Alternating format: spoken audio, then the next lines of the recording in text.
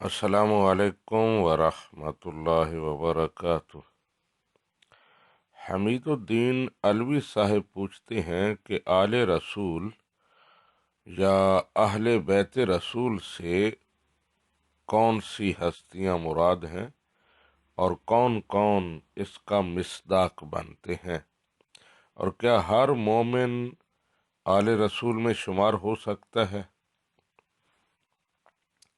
جی حمید الدین علوی صاحب، آل رسول اور اہل بیت رسول سے مراد نبی رحمت صلی اللہ علیہ وآلہ وسلم کی ازواج مطہرات، آپ کی بنات یعنی صاحبزادیاں، آپ کے داماد سیدنا علی المرتضیٰ رضی اللہ تعالی عنہ، اور پھر آپ کے نواسے نواسیاں اس میں شامل ہیں۔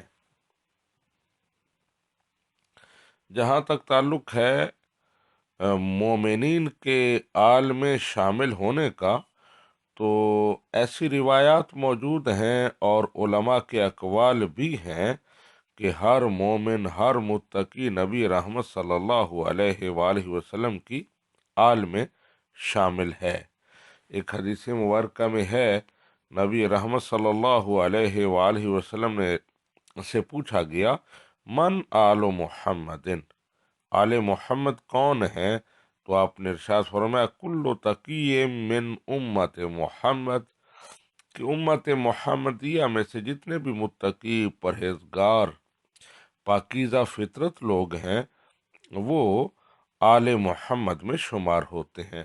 تو یہ بھی ایک قول ہے، لیکن جس پر جمہور کا اجماع ہے، اتفاق ہے، وہ یہی ہے کہ آل اور اہل بیت میں، آل رسول اور اہل بیت میں آپ کی ازواج مطہرات، آپ کی بنات، اور مردوں میں سیدنا علی المرتضیٰ حسنین کریمین، آپ کے نواسے نواسیاں، وہ شامل ہیں، اور یہی مقبول قول ہے۔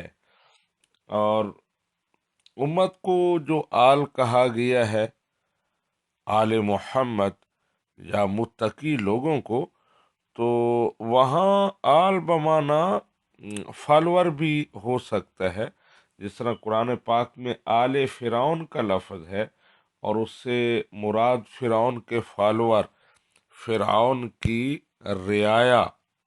تو اس طرح تمام امت کو یا ہر مومن کو بھی آل میں شمار کیا جا سکتا ہے، لیکن وہ دوسرے معنی میں ہوگا۔